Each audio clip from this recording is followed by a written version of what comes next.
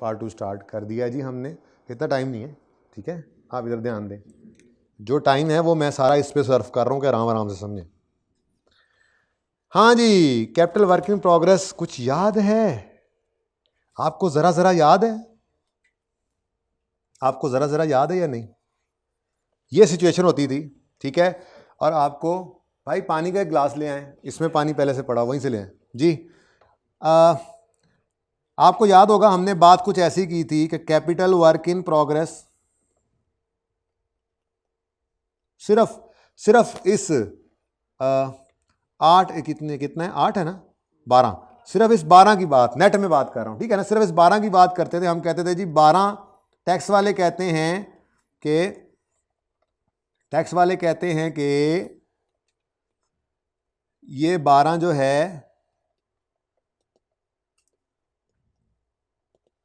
जो borrowing cost है, ठीक है जी।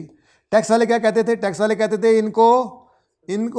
इनको एक्सपेंस में ले लो जब इनकर करो, इनको बैलेंस शीट आइटम के तौर पे, यानी कि defer tax liability slash asset as on वाली वर्किंग में ना लो। कुछ याद आया? यही काम यहां करना, ठीक है, सिर्फ इसी के साथ खेल लेते हैं। ओके, अब नेट की बात ही करो, क्या ख्याल है नेट कितना है? जज़ाकल्लाह भाई, नेट कितना है जी? करें ना दोनों को नेट।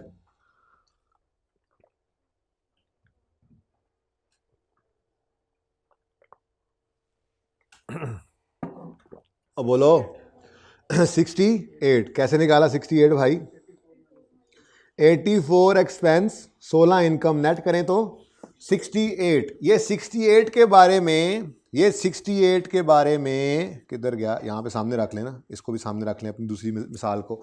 ये 68 हमारे 12 जैसा, ये 68 के बारे में टैक्स वाले कहते हैं, अकाउंटिंग वाले कहते हैं कि इसको एसेट बनाओ, टैक्स वाले कहते हैं इसको एसेट ना बनाओ, इसको एक्सपेंस बना लो, ठीक है जी। व्हेन इनकर्ड, चाहे पढ़ लो आगे, यही लिखा हुआ था, मैंने छुपाया हुआ था, लेकिन इसको देखें आप। वो कहता है एज पर tax laws borrowing cost are allowed when incurred. अच्छा, अब एक और चीज, कुछ बच्चे कहते हैं सर एक और तरीका भी तो आपने यहां बताया था। वो तरीका ये था कि आप यहां पर 112 लें और यहां पर 100 लें, और बात तो एक ही है ना, बात तो एक ही है। अब कुछ बच्चे, डिफरेंस तो वही 12 का ही है, डिफरेंस यहाँ पे 12 का ही आना है, लेकिन मैंने इस तरह से करवाया था। अब कुछ बच्चे कहते हैं नहीं 112 और 100 वाला काम करें, तो उससे इस सवाल के अंदर भी हो सकता है, लेकिन थोड़ी सी मुशक्क़त आएगी। वो मुशक्क़त क्या है? वो मुशक्क़त ये है कि CWIP 910 पे पड़ा है, ऐसे ही है, इसमें से आपने माइनस करना था कितना? 18 था, 16 माइनस करना था, और 80 कितना? 4 ऐड करना था। तो ये चीज़ अवेलेबल नहीं है, ये चीज़ आपको फिर बैलेंसिंग निकालनी पड़ेगी, पहले ये निकाल लें फिर, ठीक है। ये समझ आइए बात, ये नहीं ना पता जिसमें 84 ऐड होकर 16 लेस होकर 900, नहीं 16 भी लेस नहीं हुआ, 910 में 16 लेस कर दें 800, कितना बनता है? ये जो हमने निकाल लिया हुआ है ये 894 पे इस वक्त मिसाल के तौर पे खड़ा है, तो ये 16 माइनस ये प्लस 84 तो कहीं जाकर बनना है। यानी अगर आप यूं कहें कि 16 माइनस नहीं हुआ तो इस वक्त ये कहाँ पे पड़ा हुआ है? 910 पे। तो आपने इससे पहले इधर जाना है, फिर ये फुल अमाउंट लिखनी है, तो अल्टीमेटली पहुंचना तो वहीं पे ही है। तो इसलिए इस मुसीबत में खुद को डालने की ज़रूरत नहीं है, डिफरेंस से काम चल गया। जैसे यहाँ पर मैंने बताया ना कि डिफरेंस से काम चल गया, 12 का ही मसला था ना, ठीक है, तो आपने सिर्फ सीधे, और ये ऐसे करते थे हम सवालों के अंदर, ठीक है ना, हम सिर्फ इसी डिफरेंस के साथ खेलते थे, तो यहाँ पे भी ऐसे ही किया, ठीक है, ओके डन। तो कैरिंग अमाउंट ज़्यादा है टैक्स बेस से, कौन सा डिफरेंस है? चलें नेक्स्ट।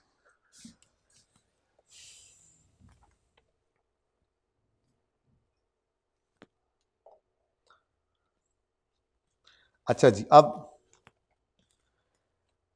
रिसर्च एंड डेवलपमेंट वाली एडजस्टमेंट के बारे में कहता है। Research and development cost R और डी दोनों पूरा 180 था ना, 180 के बारे में टैक्स वाले क्या कह रहे हैं, is allowed as tax deduction over 10 years, over 10 years जी। तो वो क्या कह रहे हैं जी, आर एंड डी को क्या करो, 180 डिवाइडेड बाय 10, 180 था ना, 18 को क्या कर लो, ले लो डिडक्शन के तौर, ठीक है। जबकि बैलेंस शीट के अंदर उनके क्या नजर आ रहा होगा, R and D tax base कितनी नजर आ रही होगी उनकी, 180 माइनस 10, 170, 10, ओ सॉरी 18 जी, 160।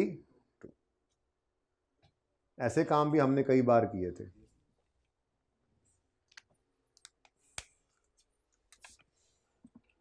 ठीक है, जबकि हमारे हिसाब से इंटेंजिबल कितना है, चलो आर एंड डी नहीं, मैं इंटेंजिबल ही लिख देता हूं। हमारे हिसाब से इंटेंजिबल कितना है, हमारे हिसाब से इंटेंजिबल कितना है, 150, पूरा लिखवाओ ना, 1 नहीं, कितना टोटल कितना लिया था यहाँ,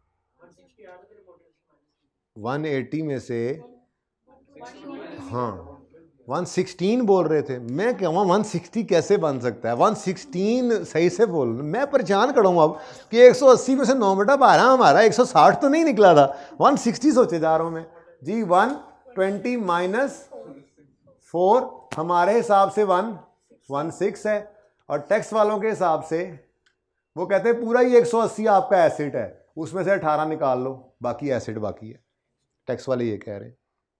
तो अकाउंटिंग वालों ने 4 रुपए की अमोर्टाइजेशन को, तरतीब से चलते हैं, वैसे काफी था, चलो खैर, लेस कर लिया हुआ है, किया हुआ है ना लेस, इसको अकाउंटिंग वालों को उल्टा दो, तो ऐड करो अमोर्टाइजेशन एक्सपेंस जी, कितना 4 का, और लेस क्या कर लो, उन्होंने जो कहा किसके साथ, आर एंड डी के साथ करो कि जी 180 डिवाइडेड बाय 10, 18 कर, ये माइनस करो, और ये भी काम हो गया, ठीक है, गॉट इट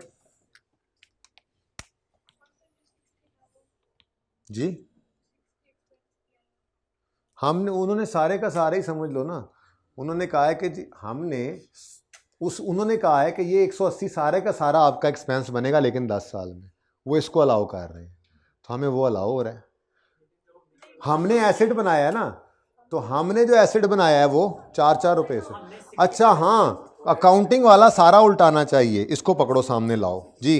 हमने क्या किया, हमने 60 रुपए का एक्सपेंस बुक किया, तरतीब से चलते हैं, ठीक है, क्योंकि मैंने आपको बताया था ऐसे करना है, असल में मुझे, चलो अब बाद में लिख दूं माजरत के साथ। हमने 60 का एक्सपेंस बुक किया था, जो कुछ अकाउंटिंग टैक्स की जब बारी आती है ना, असल सवाल में मसला ही यही है कि पहले सब अकाउंटिंग वाला करके फिर टैक्स वाला करना पड़ रहा है, तो इसलिए जब हो जाए सवाल, तो अब हमने क्या करना है, ओरिजिनल एंट्री में जो अकाउंटिंग वालों ने किया वो उल्टा दें। अकाउंटिंग वालों ने 60 का एक्सपेंस बुक किया था, लेस किया था, ऐड करो research expense, research and development expense कितना जी, 60, ये ऐड हो गया। नेक्स्ट, अकाउंटिंग वालों ने इंटेंजिबल, उसको छोड़ो, कैश छोड़ो, ऐड, ये क्या है, अमोर्टाइजेशन एक्सपेंस रिकॉर्ड किया था, इसको कर दो रिवर्स, ये दोनों हो गए ऐड, ये दोनों क्या हो गए, ये हमने अकाउंटिंग उल्टाई है। तरतीब सही करूँ या समझ आ रही है, तरतीब सही करने की जरूरत तो नहीं है, मेरा दिल कर रहा है सही नहीं ना, फिर बाद में ऐसे आप जब सोल्यूशन देखेंगे तो जी। अकाउंटिंग वालों ने जो किया वो उल्टाओ, अकाउंटिंग वालों ने R and D expense record किया था, 60 का ऐड बैक करो, इन्होंने अमोर्टाइजेशन एक्सपेंस रिकॉर्ड किया था, इसको उल्टाओ, और टैक्स वाले कह रहे हैं आपको पूरा 180 जो है वो हम अलाउ करेंगे आर एंड डी की मद में 10 साल पर एज एन एक्सपेंस, यानी कि 18। अब तरतीब सही हो गई, जो कुछ अकाउंटिंग वालों ने किया था पीएनएल में वो उल्टा दिया हमने, और जो कुछ टैक्स वाले कह रहे हैं वो हमने कंसिडर। तरतीब सीधी कर लें, जरा अच्छा हो जाता है, एक बार इस तरह से देख लेंगे, अब याद रह जाएगा, ठीक है। चलें आगे, नेक्स्ट, आगे कहता है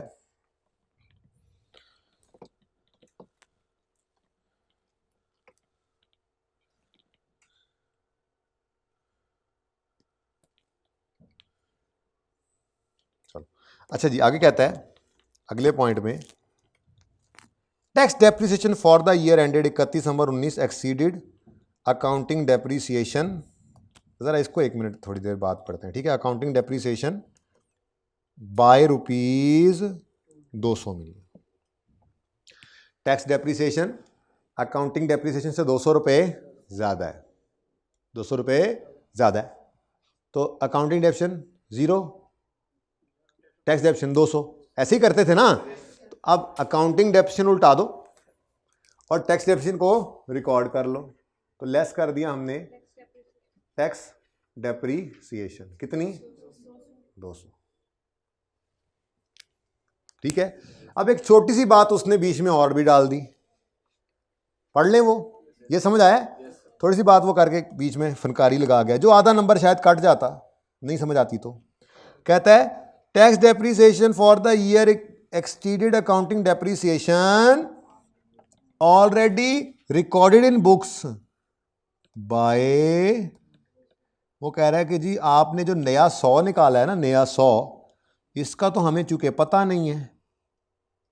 हमने ये जो एक्सेस की बात की है ना कि अकाउंटिंग डेप्रिसिएशन टैक्स डेप्रिसिएशन से 200 रुपये ज़्यादा है, तो वो 75 के हिसाब से की है। यानी कि जो उन्होंने ऑलरेडी मिसाल के तौर पे अगर अकाउंटिंग डेप्रिसिएशन 75 है तो टैक्स डेप्रिसिएशन 275 है।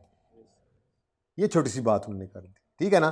तो ये 200 का डिफरेंस तो हमने ले लिया, लेकिन अब हमने एक 25 रुपए की डेप्रिसिएशन मजीद भी तो रिकॉर्ड की है, ठीक है। तो की है नहीं की है, तो इस डेप्रिसिएशन का क्या करें, इसको भी ऐड बैक करना पड़ेगा। ये एक एडिशनल चीज थी जो माजरत के साथ मैं फिर समझा देता हूं, no issue no issue no issue, लेकिन ये तो देख लो जरा, ऐड करो अकाउंटिंग डेप्रिसिएशन कितनी जी 25, अकाउंटिंग डेप्रिसिएशन से ज्यादा है टैक्स डेप्रिसिएशन 200, लेकिन बीच में एक फनकारी डाल गया, क्या कि वो पुराने ऑलरेडी रिकॉर्डेड इन बुक्स कितनी थी 75, उसका डिफरेंस है और टैक्स डेप्रिसिएशन का। मिसाल के तो मैंने मिसाल दी, डेप्रिसिएशन तो और भी बहुत सारी चीजों की होगी, लेकिन यानी ऑलरेडी रिकॉर्डेड में हमारे वाली वो 75 रुपए रिकॉर्डेड है और डिफरेंस के अंदर 200 ज्यादा आई है टैक्स डेप्रिसिएशन, तो हमने क्या कर दी, अकाउंटिंग डेप्रिसिएशन हमने कहा 0 है और टैक्स क्या हो गई 200। यहां तक बात समझ आती है? अब एकदम से मैं ख्याल आया, ओहो 75 तो उन्होंने ऑलरेडी रिकॉर्ड की हुई थी, हमने भी तो 25 मजीद रिकॉर्ड किया है। ये जो 25 हमने रिकॉर्ड किया है ये भी तो रिवर्स करना है, क्योंकि डिफरेंस में तो उसने सिर्फ पुरानी रिकॉर्डेड डेप्रिसिएशन को लिया था, तो ये 25 हमें फिर मजीद ऐड करके रिवर्स करना पड़ा। नहीं समझ आई ये बात?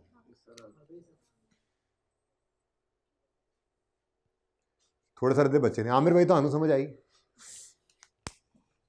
ये एक टफ चीज थी, लेकिन ऐसी चीज पर्चे में समझ नहीं आती। चलें जी आगे। अच्छा जी, अब आगे कहता है revaluation does not affect taxable profit. और बाय द वे हमारा कार्बिंग आइए देखो, इधर देखो, इधर देखो, पीएनएल में कोई चीज़ हिट होती थी तो हमारी टैक्सेबल प्रॉफिट करंट टैक्स की वर्किंग में आती थी, याद है ना। पीएनएल का हिट हो जाना, डेबिट होना या क्रेडिट होना, वो तो हो नहीं रहा अल्हम्दुलिल्लाह। और वैसे भी रीवैल्यूएशन ने हमें कोई इफेक्ट नहीं डाला, और वो कह रहे रीवैल्यूएशन पीएनएल को, मतलब रीवैल्यूएशन को नहीं मानते टैक्स वाले, असल बात तो यही थी, ठीक है और सही है। अब मसला क्या है, मसला ये है कि टैक्स की आपने ये डेप्रिसिएशन तो आपने ले ली, what about property plant and equipment. अब मैं आपको 2 सवाल रेफर करता हूं, IAS 12 के अंदर 2 सवाल रेफर करूंगा, मैं लिख के लाया था। एक 8 तो मुझे याद है ना, दूसरा नहीं याद, हाँ 5। ये देखो जी, इस सवाल में उसने क्या लिखा हुआ है,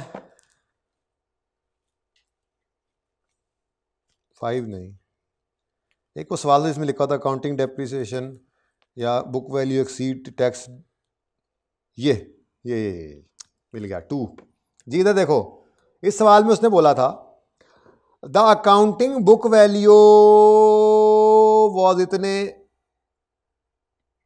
एंड टैक्स डेप्शन वगैरह, यानी उसने accounting carrying amount tax base दे दी थी। क्या कर दिया था उसने? कैरिंग अमाउंट टैक्स बेस दे दी थी। ये तो हमने सीधा सीधा सवाल कर लिया था। एक और सवाल हमने देखा था, क्वेश्चन नंबर 8, जिसमें उसने क्या बोला था, 8 नहीं था, उसके ऊपर लिखा भी था 10 था खालिबन, ये यूं बोल गया, क्या बोलता है, अकाउंटिंग डेप्शन एक्सीड दिस, और साथ ही बोला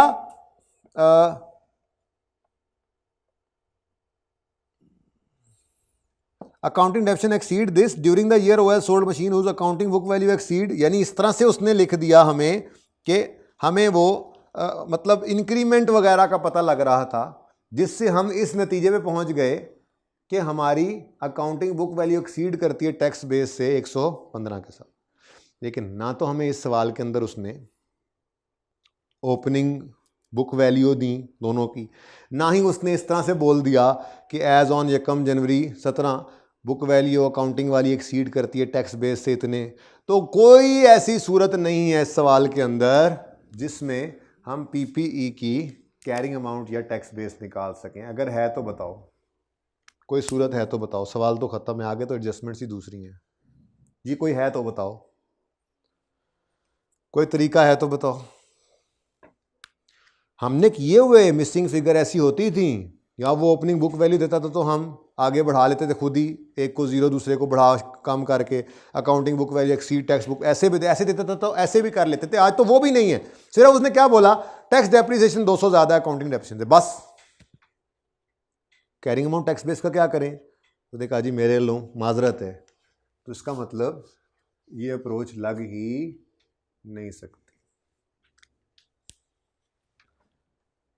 अब यहां पे आके आपको याद आएगा, ओ हाँ, एक तरीका और बताया गया था, प्रॉफिट एंड लॉस अप्रोच, जिसमें अकाउंटिंग प्रॉफिट और टैक्सेबल प्रॉफिट का डिफरेंस लेकर डेफर्ड टैक्स एक्सपेंस डायरेक्टली निकाला जाता था।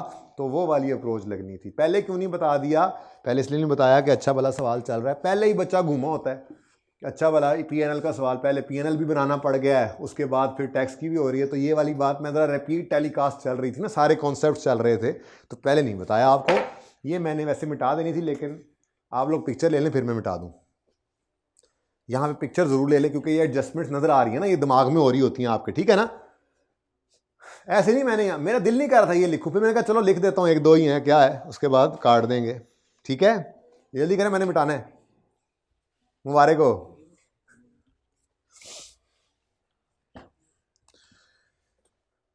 जी। पिक्चर हो गई? होगी पिक्चर? अच्छा है ना, साथ साथ नोट करने वालों का तो ज़्यादा बेहतर हो गया, इसे काटेंगे अब याद रहेगा, ठीक है। अच्छा, अब बच्चों है ये वर्किंग नंबर 2 ही, इसको मैं दोबारा बनाऊंगा, लेकिन अब यहां पर deferred tax liability slash asset as on नहीं निकलेगा, यहां पर डेफर्ड टैक्स एक्सपेंस चार्जिंग या रिवर्सल निकलेगा। यहां पे कैरिंग अमाउंट टैक्स बेस का डिफरेंस नहीं होगा, यहां पे टैक्सेबल प्रॉफिट और अकाउंटिंग। लेकिन अकाउंटिंग प्रॉफिट कौन सा? एडजस्टेड। याद करो, कुछ कुछ याद आ रहा है थोड़ा बहुत? मैं ओपन कर लेता हूँ, किताब ओपन कर लेता हूँ, टेंशन ना लें, लेकिन जरा एक बार जरा खुशी खुशी यहाँ पे वर्किंग 2 मुझे लिखवाएं। Deferred tax expense for the year निकलेगा जी आज तो माशाल्लाह, इसी के लिए तो मैंने जोर लगाया हुआ था कि जल्दी जल्दी यहाँ तक पहुँचे। और वैसे ना मैंने पूछ लिया है कि फास्ट वाली यूनिवर्सिटी में 4 बजे जमात हो गई है, तो इन केस 5-7 मिनट ऊपर लगे और सवाल पूरा होता नज़र आया तो मैं लगा दूंगा, ठीक है। ओके, ठीक है जी। अच्छा जी बच्चों, अब यहाँ पर कुछ याद है क्या कुछ होता था? एडजस्टेड अकाउंटिंग प्रॉफिट, कुछ याद आ रहा है? कहा था फाइनल अकाउंट के सवालों में जरूरत पड़ेगी, फाइनल अकाउंट का सवाल ही था, प्रॉफिट एंड लॉस बनाना था, ठीक है। तो एडजस्टेड अकाउंटिंग प्रॉफिट,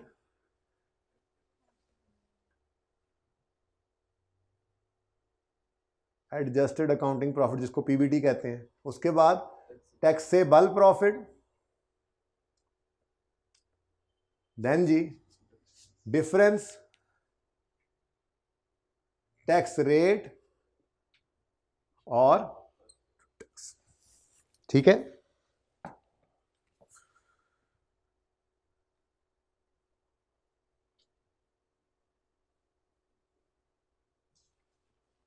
अगर आपको भूल रहा है तो मैं आपको IAS 12 तो ओपन किया ही हुआ है, मैं यहीं पे आपको वो सफ़ा भी दिखा देता हूँ जिसमें इनकम स्टेटमेंट अप्रोच थी, जिसके नीचे ये लिखा हुआ भी था ये अप्रोच तब लगानी है जब कैरिंग अमाउंट टैक्स बेस का डाटा गिवन ना हो। अब हमें यही तो मसला हुआ था, PPE तो हमारा है लेकिन उसका कैरिंग अमाउंट टैक्स बेस का डाटा नहीं है, तो हम उस अप्रोच से डेफर्ड टैक्स नहीं निकाल सकते थे, तो मजबूरी में हमें इनकम स्टेटमेंट अप्रोच पे जाना पड़ा। ठीक है जी, बस यही इसका मेन पॉइंट है और कोई मार नहीं है। ठीक है, ये मेन पॉइंट है। एक तो इसमें सेपरेट इनकम भी है ना, आगे सेपरेट रेट वाली, अभी 2 एडजस्टमेंट मैंने छुपाई हुई हैं। ठीक है ना, तो ज़रा मैं कौन सा पे वॉल्यूम 1 सर हम ला ही नहीं है, हम क्यों बताएं। चलो अल्लाह करेगा, अल्लाह करेगा मैनू लब भी जाएगा जी। क्या कह रहा है ये दीवाना।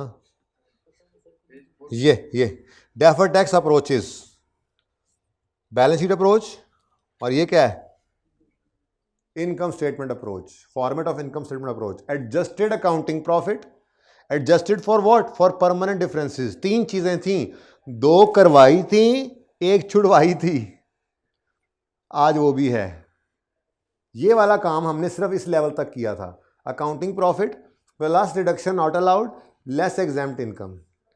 देखो ये ग्रीन भी नहीं हुआ था, मैंने कहा था ये आगे जाके करेंगे, वो यही वाला मुकाम था जहां पे करना था। ठीक है, तो बच्चों ये फॉर्मूला ज़रा रिवाइज कर लें।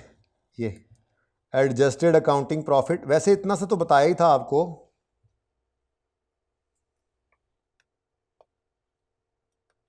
जी इतना तो आपको बताया ही था कि यहां पर भी साइन वही यूज़ होने हैं जो साइन आपने करंट टैक्स की वर्किंग में यूज़ करने होते हैं। ठीक है जी, तो ये है जी फॉर्मूला। क्या, अकाउंटिंग प्रॉफिट को एडजस्ट करो किससे, डिडक्शन नॉट अलाउड जो सवाल में नहीं है, एग्जाम्प्ट इनकम है अगली एडजस्टमेंट में, और सेपरेट रेट इनकम ये भी सवाल में है। ठीक है ना, तो इंशाल्लाह ये वाली अप्रोच लगाएंगे थोड़ी देर में। लेकिन अब मसला क्या हो गया है, मसला ये हो गया कि डेफर्ड टैक्स अगर निकालना है तो पहले इस वर्किंग को कंप्लीट करना पड़ेगा। अकाउंटिंग प्रॉफिट तो हमने पहले से निकाला हुआ था PBT, लेकिन टैक्सेबल प्रॉफिट निकलेगा, इन दोनों का डिफरेंस लेंगे और फिर कहानी खत्म होगी। ठीक है, आपको मुबारक हो। ठीक है जी, आपने इतना ज़बरदस्त काम आज किया। और अब ओपन करते हैं, capital gain is exempt from tax. Capital gain है कितना, इसके बारे में क्या कह रहा है, 50 के बारे में, ये तो एग्जाम्प्ट है, लेस करेंगे, less capital gain, this is exempt. ये तो PD होता है, ऐसे ही है ना, स्टार लगा लो एहतियातन। हाँ, परमानेंट डिफरेंस जी कितना, 50।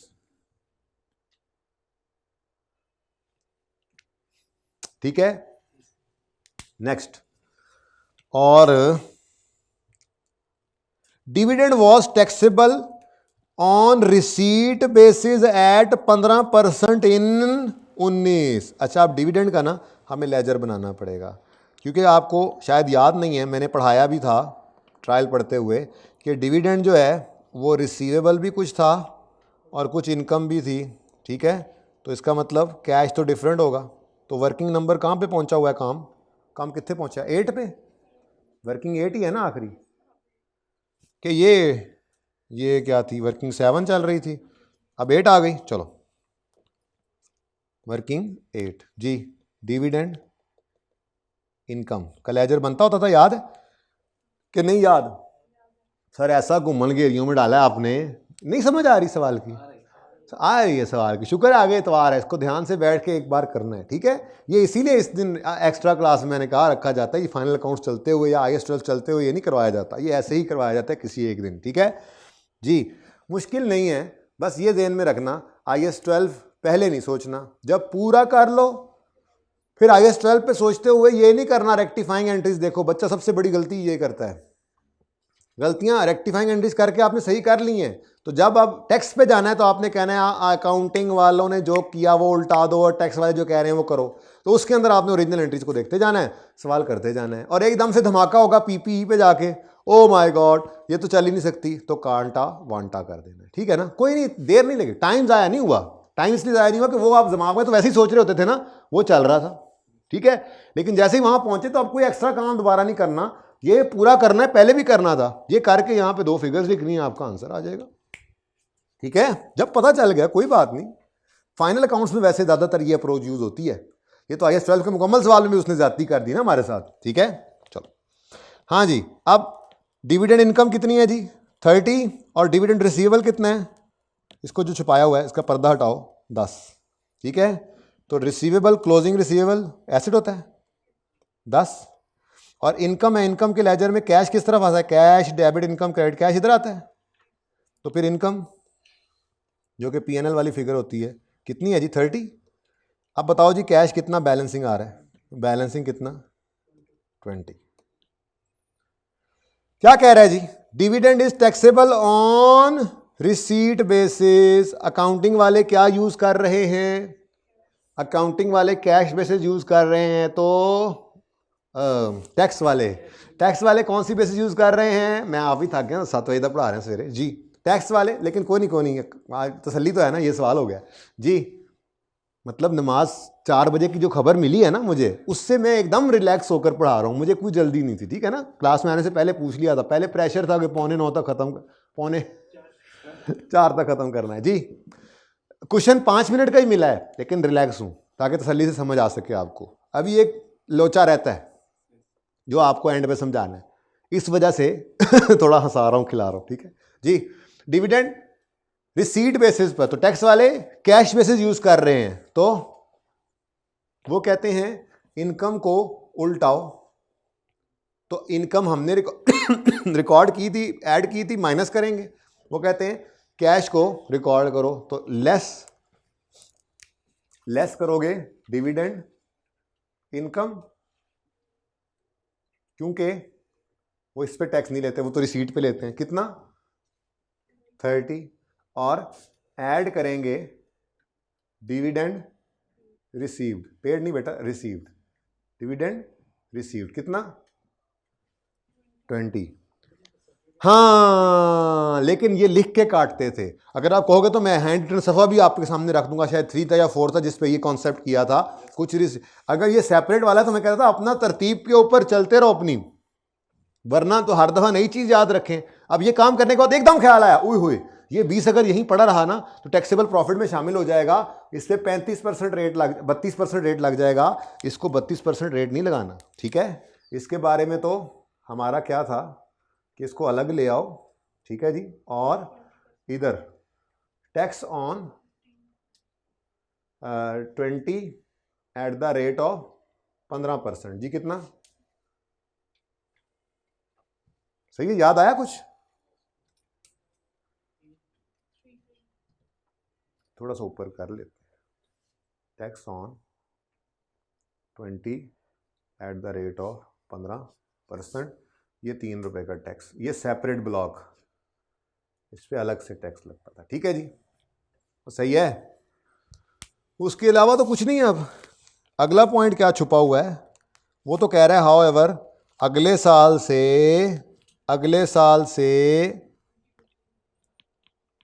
जरा पॉज करें यार, अच्छा जी क्लास ना पता होता सारे छुट्टी का टाइम हो जाता है ना, इस टाइम तो फ़ोन कर रही होती है वहाँ। अच्छा जी, हाँ एवर विद इफेक्ट फ्रॉम 1 जनवरी 20 अगले साल से डिविडेंड जो है वो टैक्सेबल है 20% पे, भाई इसका तो हमारे से कोई ताल्लुक लेना देना नहीं है। चलो जी आंसर निकल आया जी, बताएं जी, ये 20 मैंने काटा है, थोड़ा नीचे हो गया, समझ आ रही है ना, ये 20 कट चुका हुआ है जी। बोलें जी, बोलें क्या आता है, टोटल कर दें जल्दी से, मेरी क्लास में सारे बच्चे अच्छे हैं, सोल्यूशन किसी ने देखा था, वरना ये पहले चाहती मार के बैठे होते थे यार, अल्लाह का शुक्र है जी। 320 लो जी, 324 आ गया टैक्सेबल प्रॉफिट, तो tax at the rate of 32%, 103.68, 3.00 है, और बोलो तो टोटल भी कर ही दो, फिर करंट टैक्स तो निकल आया 106.68, ठीक है जी, ये क्या आ गया हमारे पास, करंट टैक्स। इसकी एंट्री 1 मिनट में होगी वहाँ पे, current tax expense debit, current tax payable कर दें। चलो 106.68, ठीक है जी, रुपीस मिलियन में चल रहा है काम कि नहीं, मिलियन में। तो रिक्वायरमेंट्स के ऊपर तो लिख लेना कम से कम, सवाल खात्मे की तरफ दवा दवा दवा है।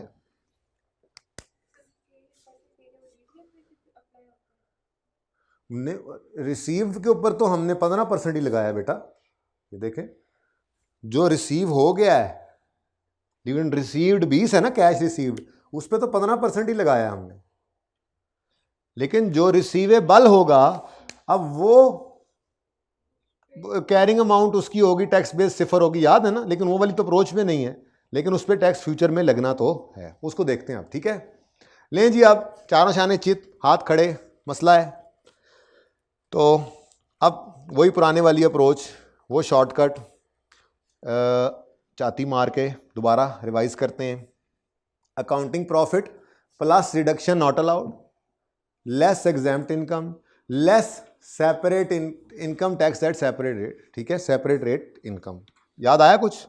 चलो अब अपने सवाल के देखो तो 587 तो हमारा अनएडजस्टेड प्रॉफिट है, 587 माइनस अच्छा प्लस डिडक्शन नॉट अलाउड कोई है नहीं, लेस 50 क्या है जी, एग्जाम्प्ट इनकम, लेस 30 बेटा, पूरा 30। ठीक है, ये पूरा 30 क्या है, ये वो इनकम है जो सेपरेट ब्लॉक पर, सेपरेट रेट पर रिकॉर्ड हुई जी। तो एडजस्टेड अकाउंटिंग प्रॉफिट कितना आ गया, 507। टैक्सेबल प्रॉफिट ये 324, डिफरेंस 183। टैक्स रेट कितना है, 30। अच्छा बच्चों, अब एक बात है, ये टैक्स चार्ज होना है या रिवर्स होना है, टैक्स चार्ज होना है या रिवर्स होना है, अभी बात पूरी नहीं हुई, थोड़ा सा रहती है अभी आगे बात। ये जो माइनस किया इनको देखना है जी, टैक्स चार्ज हुआ है या होना है या रिवर्स होना है। कैसे सोचते थे, 500 कमाया, टैक्स 300 पे दिया, तो फ्यूचर में मजीद टैक्स, अच्छा ये तो ऐसे सोचते थे, सॉरी हम एसेट लायबिलिटी सोचते थे, ज़्यादा इजी लगता था, सॉरी आई एम सॉरी भूल गया ना, मैं भी भूल गया जी, मुझे वो ज़रा मुश्किल तरीका था, मुझे आसान वाला याद आ गया। हम कहते थे जी एसेट लायबिलिटी सोचो, अगर एसेट है तो डेबिट, तो डेफर्ड टैक्स एक्सपेंस क्रेडिट कर देते थे, और अगर लायबिलिटी बढ़नी है तो लायबिलिटी क्रेडिट, तो डेफर्ड टैक्स एक्सपेंस डेबिट। तो एसेट लायबिलिटी को सोचते थे कि आज कमाया 500, टैक्स दिया 300 पे, कमाया ज़्यादा, टैक्स कम दिया, तो फ्यूचर में टैक्स देना पड़ेगा, तो आज क्या फील करेंगे, लायबल, तो लायबिलिटी क्रेडिट, तो एक्सपेंस डेबिट। तो इसमें तो क्या होना है, एक्सपेंस बढ़ना है। लेकिन अभी रुक जाओ, काम पूरा नहीं हुआ, 1 मिनट के लिए, यहां तक कोई मसला है तो बताओ। अब जरा सब बच्चे अपने अपने तौर पर ये सोचो बैठकर, वहीं पे रखें, आमिर भाई वहीं पे रखें, कि 50 को यहां से क्यों माइनस किया और 30 को यहां से क्यों माइनस किया। सब बच्चे सोच लें प्लीज।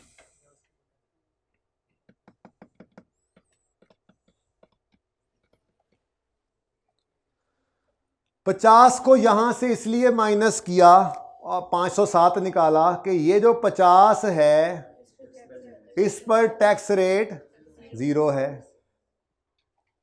ठीक है, तो टैक्स कितना आ गया, 0, क्योंकि इसकी टैक्सेबल प्रॉफिट इसका क्या है, 0। तो ठीक है ना। 30 को अलग इसलिए किया कि इसमें से 20 पर कितने परसेंट, 15% रेट लगना था, और 10 पर 20% रेट लगना था। अगर इसमें पड़ा रहने देते तो इस पर क्या लग जाता, 32। ये इस तरह से लिखकर अब क्या करें, ये तो 0 है ना, इसको काट दें। ठीक है, 50 को क्यों निकाला इसमें से, इस पे कोई टैक्स रेट नहीं लगना। 20 पर 20 को क्यों निकाला, 20 को क्यों निकाला, इस पे अलग रेट लगना है, कितना, 15, लग नहीं गया। ये करंट टैक्स के अंदर ऑलरेडी रिकॉर्ड हो चुका, यहां से होके यहां पे पहुंच चुका। तो अब लड़ाई किसकी रहेगी सिर्फ।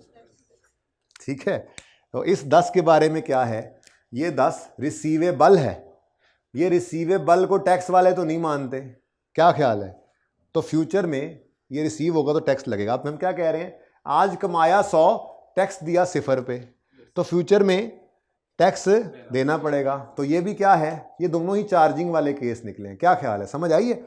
ये इतनी सी बात भी बच्चों को समझ नहीं आई होती, पर्चे में आ नहीं सकती, ये आने वाली बात ही नहीं है समझ। इस अप्रोच में ये बात समझ, एक ये बात और एक वो 25 वाली बात नहीं समझ आती पर्चे में। तो कितने नंबर का सवाल है? 20 में से 18 फिर भी आ जाएंगे, 18 साढ़े 18। तो क्या करना है 20 को? फिर ऐसी बातें नहीं पेपर में समझ आती, ये मैं फैक्ट बता रहा हूं आपको, ठीक है? सही है बेटा? तो बताओ जी, 32% लगाओ, 183 पर 32% लगाओ, 58.56। 10 पे 20% लगाओ। ये वैसे होने ही नहीं चाहिए, लेकिन ये समझ आने में अगर बेहतर लग रहे हैं तो ये माइनस क्यों किया? क्योंकि अलग करो और 0% लगाओ। ये माइनस क्यों किया? क्योंकि अलग करो और डिफरेंट रेट लगाओ। लेकिन ये चूंकि इधर लग गया है तो इसको भी यहां से काट दिया, इस पे लगना नहीं, इसको काट दिया। बाकी यहां पे फ्यूचर का टैक्स कौन सा है? 10। डेफर्ड टैक्स तो 10 ही है। तो मिटाना है तो मिटा दो, मेरा दिल तो कह रहा है लिखा रहे ऐसे ही, ठीक है जी। टोटल 60, ये 0.2 नहीं है, अच्छा 2 है, आई एम सॉरी, 2.0। अब ठीक है, तो 60.56। अब बताओ जी ये क्या है, चार्जिंग या रिवर्सल? दोनों ही चार्जिंग थे, दोनों ही चार्जिंग थे। क्या क्या मतलब? आज कमाया 560, लेट्स से, ठीक है, आज कमाया 560 और 500 समथिंग कमाया, 300 समथिंग पे टैक्स दे रहे हैं। तो आज कमाया ज्यादा, टैक्स कम दे रहे हैं, तो फ्यूचर में टैक्स ज्यादा देंगे। तो आज क्या फील करेंगे? तो लायबिलिटी को बाद में बेशक एसेट भी लिख लो। और दूसरा इंपैक्ट किसको डालते हैं? 60.56 DTE debit, deferred tax expense debit, और deferred tax liability slash asset credit. तो ये भी एक फनकारी थी, ठीक है। अब ये भी डेबिट था, बोलो 106.68, और ये भी डेबिट है 60 पॉइंट, चार्जिंग दोनों 60.56। टोटल करो 167.24। लो भी मेरे बच्चों, आगे रेकन्सिलिएशन तो बाद की बात है। मेरे ख्याल से टैक्स एक्सपेंस जिसका आपको बड़ी शिद्दत से इंतजार था वो निकल चुका है, आपका PNL कंप्लीट हो सकता है जी। 167.24 ये क्या है जी? आपका टैक्स एक्सपेंस, जिसमें करंट टैक्स भी है और डेफ। ये अच्छा सवाल है, सारी पिक्चर क्लियर करता है आपको, ठीक है जी। पैट कमिंस नहीं, पिछली में FR1 क्लास में बोला पैट, तो कहते हैं सर पैट ना बोलें, छेड़े ना हमें जी। 419.76। उसके बाद ये OCI आ गया, और TCI टोटल कितना बन गया? 623. लो जी, ऐसे हो गया खत्म। अब रह गया सिर्फ रेकन्सिलिएशन का बनाना।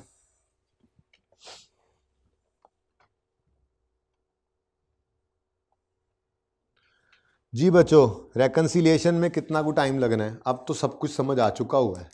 587 क्या है जी? PBT। टैक्स रेट जनरल वाला लगाते हैं, बताओ जी। Tax expense, oh my god, 187.84। अब सबसे पहले तो इस परमानेंट डिफरेंस को निकाल लो। तो कैपिटल गेन, जो साइन इधर यूज होता था इधर यूज करते थे, याद आ रहा है? बस सवाल लेंथी है, ये ना सोचो पर्चे में होता तो क्या करते, अल्लाह मालिक है, कोई नहीं, और आसान भी होते हैं सवाल पर्चे में, और इसमें भी पासिंग मार्क्स मौजूद थे, 20 में से 20 थोड़े लेने जी। जी बेटा, ये लेस हो रहा है, बोलो, तो यहां पे हम भी क्या करेंगे, इसको लेस कैपिटल गेन जी। लेकिन टैक्स इफेक्ट लेना है, कितना है?